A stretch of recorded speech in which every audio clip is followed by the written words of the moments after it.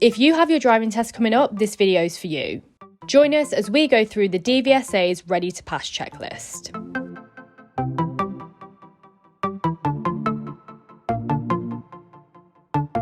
Okay guys, so here we've got Margaret from the DVSA and we're going to go through the Ready to Pass checklist and how to prepare for your driving test, and she's going to give her best tips on how to do that. So we've got 5 steps on the Ready to Pass checklist that people need to meet, or that it's recommended they meet before they take their driving test so they're best prepared. So the first one is you do not need prompts from your driving instructor. So what's your sort of advice, or how they know that they're at that stage? That they're ready. Well, yeah. If you're driving with your driving instructor and your driving instructor is continually reminding you to do things, so check your mirror, put your signal on, etc., then that's a prompt. Yes.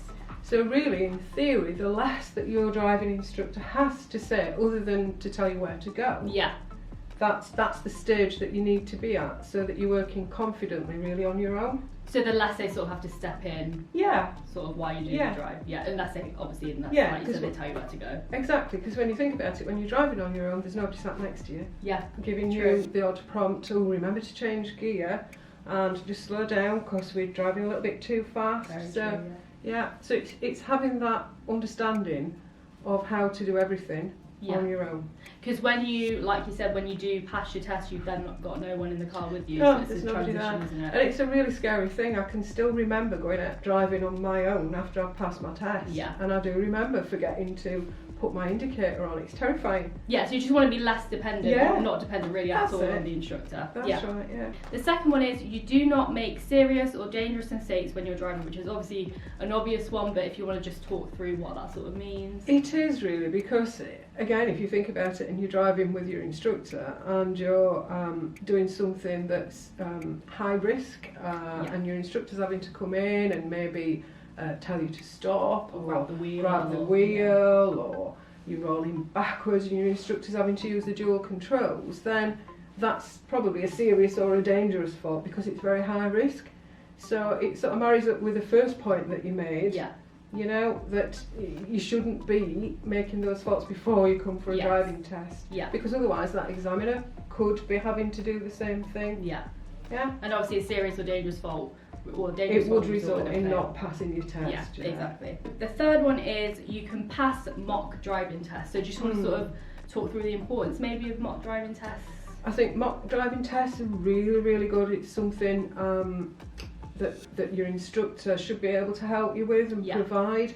So it's about then driving for that time and distance without the prompts, and without making the serious or dangerous faults. So it all fits. All links together, doesn't it? And it's a bit of a practice, really. It's what it is, a mock driving test. So and then from that you can see maybe what your goals need to be moving forward, if there's a bit more work to do before you come from a test. They're good for seeing if obviously your instructor can see if you're at the standard you need to be at for when you can take your test. And it can help so much with your nerves as well, doing mock driving tests. Which is actually the next point, which is you have practiced ways of managing your nerves. So obviously that's really important when it comes to tests. A lot of people experience nerves as well, obviously, when it comes to tests. So you wouldn't be human if you didn't have nerves. Exactly. I think the thing to think about is the examiners are not scary. Exhibit A, like they're human, they've got personalities, they're fine. You know, we're not scary. We want you to pass.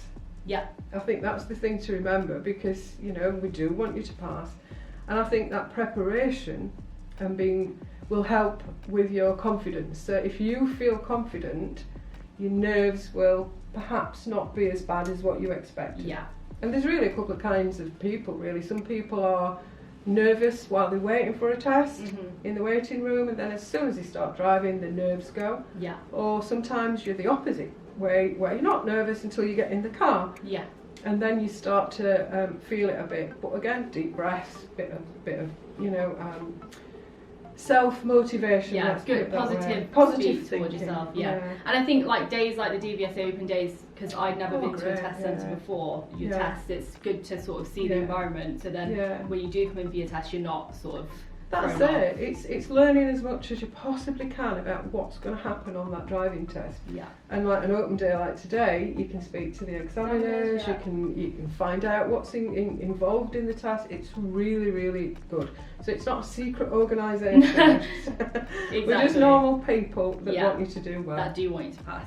And then the final one is, again, an obvious one. Your driving instructor agrees that you're ready to take the test. So I'm guessing that just takes into account all of the points. Oh yeah, definitely. Yeah. Your instructor is taught you through that learning process, etc., and he will know if you're ready to take the test. Yeah, because I think they've been through the process so many times, so they're going to know what they're talking about. And they, like you said, with you guys, you want them to pass, and the instructors want them to pass too. Definitely. So everyone wants the learner to pass. Thing, yeah, exactly. Well, everyone's got the same goal. The learner's got the same goal, examiner, instructor, everyone wants them to pass. So I think following all those points, and then at the end, agreeing with your instructor that you're ready, because they're going to know. Yeah, it's just a big plan, isn't it, really? And you get into the end of that plan and time to take your test then. Yeah, so if you want to check out the Ready to Pass checklist in more detail, you can on the DVSA website, and we'll link it in the description. And yeah, thank you so much. Thank you, nice to meet you. To ensure that you're test ready, check out the DVSA Ready to Pass checklist. You can either find this linked in the description or on the government website.